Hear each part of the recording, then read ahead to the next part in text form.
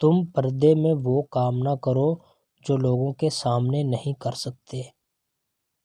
صبر کی کڑواہٹ، علم کی مٹھاس اور عمل کی سختی وہ دوا ہے جس سے دل کی ہر بیماری کا علاج ہو سکتا۔ کسی کی پہچان علم سے نہیں ہوتی بلکہ ادب سے ہوتی ہے، کیونکہ علم تو ابلیس کے پاس بھی تھا لیکن وہ ادب سے محروم تھا۔ ہر کام کی ابتدا آنکھ سے ہی ہوتی ہے۔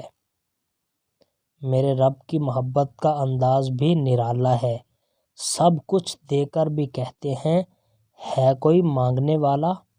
نماز میں دل کی حاضری کی تدبیر یہ ہے کہ الفاظ کے معنی پر خیال رکھے۔ جو شخص لوگوں سے بکثرت ملتا ہے وہ ان کی نظروں میں حقیر ہو جاتا ہے اور لوگ اس کو کمینگی و غفلت میں اپنے برابر جانتے ہیں۔